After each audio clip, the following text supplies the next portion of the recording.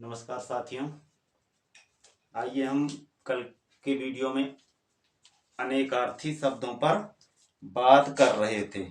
तो अनेकार्थी शब्द जो परिभाषा थी इसको बता दिए थे, कुछ उदाहरण बता दिए थे। आज एक वीडियो छोटा सा हम उसी पर लेके आए हैं कि प्रश्न किस प्रकार से पूछे जाते हैं अनेकार्थी शब्दों वाले। ठीक है, तो जैसे पहला प्रश्न हम देख रहे हैं कि पत्र शब्द का अनेकार्थक शब्द समूह सही है। पत्र शब्द का अनेकार्थक शब्द समूह। प्रश्न है, पत्र शब्द का अनेकार्थक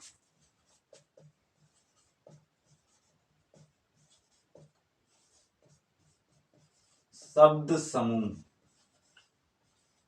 सही है। तो यहां पे हमें सही और गलत को छांटना है। तो ऑप्शन नंबर ए है पन्ना पंख मोती। पन्ना पंख मोती। ऑप्शन नंबर बी है पानी पत्र और सूर्य। पानी पत्र सूर्य। ऑप्शन नंबर बी है। ऑप्शन नंबर सी की बात करते हैं तो ऑप्शन नंबर सी है हमारे पास पन्ना सांप और पवित्र। पन्ना सांप और पवित्र। पन्ना सांप और तीसरा है पवित्र। पवित्र। और ऑप्शन नंबर डी है हमारे पास। ऑप्शन नंबर डी है पत्ता चिट्ठी पंख। पत्ता चिट्ठी और पंख। अब यहाँ पे हमें ढूंढना है कि अनेकार्थी शब्दों का समूह कौन सा सही है। अनेकार्थी शब्दों का जो समूह है कौन सा सही है। पटवारी अर्थात लेखपाल के एग्जाम में आया हुआ प्रश्न है 2016 के, राजस्थान पटवारी का।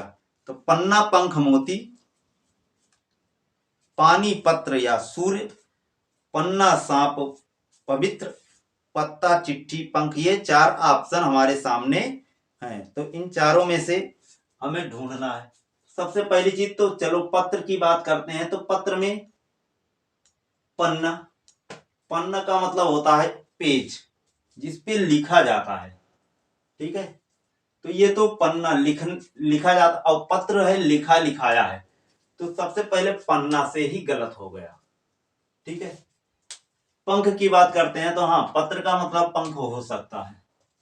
पर पत्र पर पंख। मोती, मोती क्या है? मोती ये एक तरीके से जीव है जो कहां पाया जाता है? जल में पाया जाता है। तो इसका पन्ने से कोई मतलब है नहीं, पत्र से कोई मतलब है नहीं, तो ये भी गलत है। अब यहां बात करते हैं पानी पत्र सूर्य। पत्र तो पत्र मिल रहा है, ठीक, लेकिन सूर्य क्या है? एक तरीके से तारा है, ग्रह है। ठीक है, ग्रह है, तारा है, पत्र से कोई मतलब इसका नहीं है। अब पत्र की बात करते हैं पन्ना, ये यहीं से गलत हो गया। सांप, ये भी गलत हो गया। पवित्र, पत्र का मतलब पवित्र, ये भी गलत हो गया। तो तीनों तो यहां पे क्या है? गलत हो गए। Option number D. अब ध्यान रखना, पत्र पत्ता हो सकता है, पत्र का मतलब हो सकता है पत्ता, पत्र का मतलब चिट्ठी हो सकता है, और पत्र का मतलब पंख होता ही है। तो ऑप्शन नंबर डी हमारा क्या हो जाएगा? सही हो जाएगा। तो इसी तरीके से थोड़ा अपना दिमाग लगाना पड़ेगा। हिंदी है, यहाँ दिमाग लगाने की बात है। अगर आप लोग दिमाग लगा पाएंगे तो जरूर हल कर पाएंगे। तो आइए कुछ हम देख लेते हैं अनेकार्थी शब्दों को, फिर आज 10-5 जान लेते हैं। जितना ही आप लोगों को जानकारी मिलेगी, जितना ही जानकारी रहेगी, जितना याद रहेगा उतना क्या है? आसान रहेगा। बाकी अपने दिमाग से हर एक चीज याद नहीं रहती, कहीं कहीं पे दिमाग का प्रयोग करना ही पड़ता है। तो जिस तरीके से यहाँ पे मैंने बताया कि किस तरीके से आप इसको छांट सकते हैं, ठीक है, कि पत्र का अर्थ क्या हो सकता है। पत्र का अर्थ पत्ता भी हो सकता है, इसी पत्र का अर्थ चिट्ठी भी हो सकता है, इस पत्र का अर्थ पंख भी हो सकता है। होता है, हो सकता नहीं है, होता है। लेकिन इस पत्र का अर्थ पन्ना नहीं होगा। पन्ना एक पन्ने की बात कर रहा है, सादा है या लिखा हुआ है, यहाँ पे कुछ निश्चित नहीं है, ठीक है। पत्र पंख ये तो हो जाएगा, पत्र का मतलब पंख हो सकता है। पत्र का मतलब मोती, ये समुद्री जीव होता है, नहीं हो सकता। तो इसी प्रकार से हमें क्या करना है, सोचना पड़ता है। लेकिन आप लोग अपनी सोच को विकसित कीजिए। आइए हम देखते हैं कुछ और अनेकार्थी शब्दों का। जैसे हम बात करते हैं जात रूप की। जात रूप का एक अर्थ होता है धतूरा, एक अर्थ होता है सोना, ठीक है। कनक कनक का जिस प्रकार अर्थ होता है सोना, और कनक का जिस प्रकार अर्थ होता है धतूरा, उसी प्रकार जात रूप का भी अर्थ धतूरा और सोना होता है। इसके बाद हम बात करते हैं, एक तो हो गया जीवन की बात कर लेते हैं। जीवन पानी को भी जीवन कहते हैं, पानी एक अर्थ में पानी भी आ गया। इसके बाद जीवन जिंदगी से संबंधित हो सकती है, तो जिंदगी भी हो गया।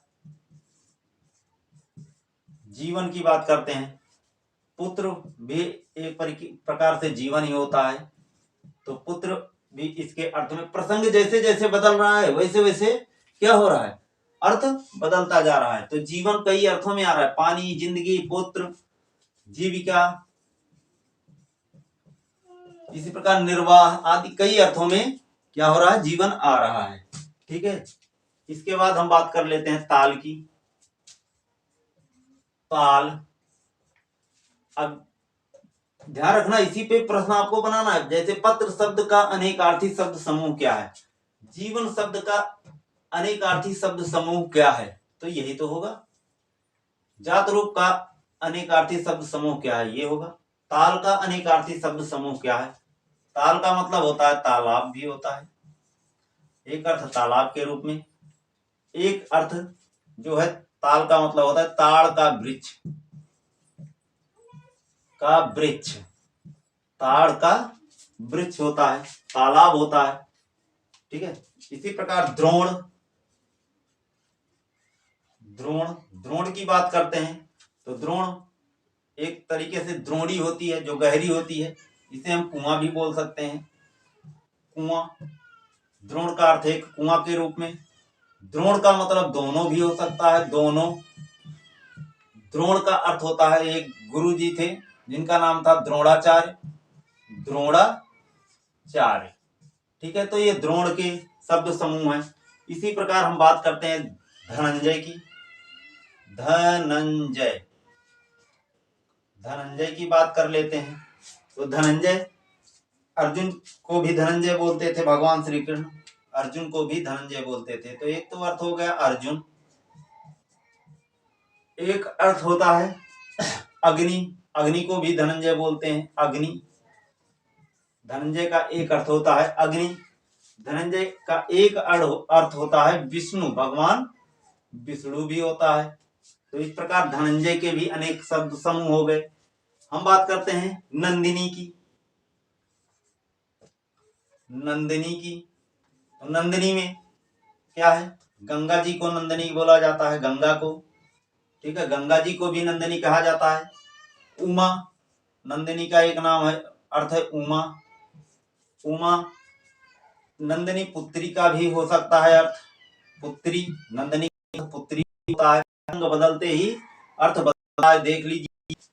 पुत्री के नंदिनी ननद बोला जाता है, ननद को, ठीक है। तो इसी प्रकार हम बात करते हैं एक नीलकंठ की।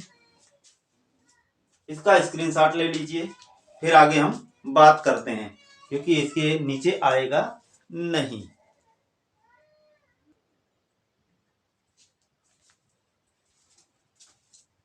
आइए एक प्रश्न को और देखते हैं।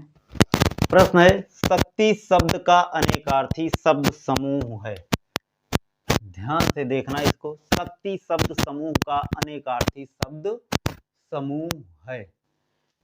ऑप्शन नंबर ए है Shiv Lakshmi, option number B है Shakti Durga, option number C है शिव सांप, और ऑप्शन नंबर डी है स्त्री और हनुमान। तो याद रखना, शक्ति, शक्ति किसके लिए कहा गया? नारी के लिए, नारी के लिए। अब यहाँ पे ध्यान रखना, पुरुष का नाम तो आना नहीं चाहिए, तो यहाँ पे शिव और लक्ष्मी का नाम आ रहा है। तो पहली चीज तो ऑप्शन नंबर एक गलत हो गया। रही बात लक्ष्मी की, तो लक्ष्मी माता, लक्ष्मी को शक्ति के रूप में नहीं जाना जाता, शक्ति के रूप में माता पार्वती को ही जाना जाता है, तो ध्यान रखना। अब बात करते हैं शक्ति, दुर्गा, काली, पार्वती जो है, ये ऑप्शन नंबर बी में शक्ति का जो सही अर्थ है शक्ति, ठीक है, ये सेम है। दुर्गा भी शक्ति के अर्थ में जानी जाती है, पार्वती भी शक्ति के अर्थ में जानी जाती हैं, तो ऑप्शन नंबर बी तो सही है, लेकिन हमें सही है, ठीक रहना जरूरी है। अब यहाँ करते हैं तो शिव सांप, नंबर सी, ये शिव दोनों ही गलत हो गए। अब ऑप्शन नंबर डी में तो स्त्री शक्ति है, यहाँ पे स्त्री जो है ठीक है, लेकिन हनुमान की बात कर रहा हूं, हनुमान ये शक्तिशाली थे, शक्ति का रूप नहीं, ठीक है। तो ऑप्शन नंबर ए, सी और डी क्या हो गया? गलत हो गया। अब यहाँ ऑप्शन नंबर बी अपना ध्यान से देख लेना, कर लेना, इतना सा समझने की बात है, निकालना जान जाओ कि इसका अर्थ ये हो सकता है। अब हम दो चार और बात कर लेते हैं, जैसे पयोधर, पयोधर, पयोधर का अनेकार्थ जो होता है, क्या क्या अर्थ होता है पयोधर का? तो बादल, दूसरा चीज स्तन, स्तन की बात कर लेते हैं, फिर तीसरा पर्वत, पर्वत भी पयोधर के नाम से अर्थ देता है। इसके बाद तालाब, ठीक, ये पयोधर के अन्य अर्थ हैं। दरदुर, दरदुर, दरदुर क्या का जो अनेक अर्थ है, दरदुर मेढक हो सकता है, इसका अर्थ मेढक भी होता है, मेढक, इसका अर्थ बादल भी होता है, ठीक है। दरदुर। द्विज की बात करते हैं, द्विज, द्विजपद प्रेम, ठीक है। द्विज एक प्रकार का ये अंडा देने वाला प्राणी होता है, द्विज, जिसे बोलते हैं अंडज प्राणी, अंडज प्राणी। एक अर्थ तो ये निकल गया, एक अर्थ पक्षी होता है, पक्षी के रूप में आ गया। द्विज का मतलब ब्राह्मण भी होता है, द्विज का मतलब ब्राह्मण भी होता है, द्विज का मतलब चंद्रमा भी होता है, और द्विज एक तिथि भी होती है। क्या होती है? तिथि, द्विज जिसे बोलते हैं, आज कौन सा दिन है? द्विज, ठीक है, तो तिथि भी होती है। इसके बाद हम पानी की बात करते हैं।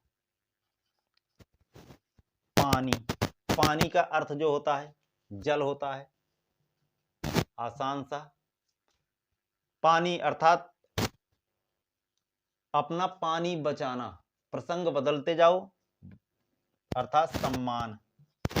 यहां पानी जो है वो सम्मान का अर्थ दे रहा है। इसी प्रकार लाज,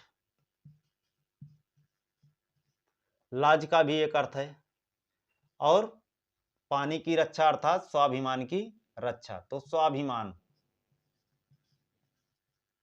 स्वाभिमान, ठीक है, तो एक अर्थ ये भी हो रहा है पानी का। माधव की बात करते हैं, माधव,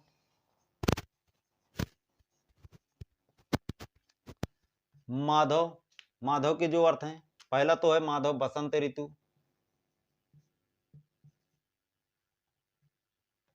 बसंत ऋतु। ठीक। दूसरा है माधव भगवान श्री कृष्ण को भी कहा जाता था, भगवान विष्णु को भी माधव कहा जाता है, भगवान विष्णु को, और एक महीना होता है बैसाख, इसे भी माधव कहा जाता है।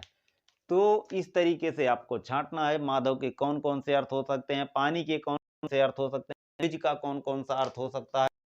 प्रसंग मिल जाएगा तो आसानी हो जाएगी, अगर प्रसंग नहीं मिलता तो ध्यान रखना कि किस तरीके से हमें निकालना है, कहां से, ऑप्शन से ही। तो अर्थी को समाप्त करते हैं, फिर मिलेंगे अगले वीडियो में, कल के वीडियो में।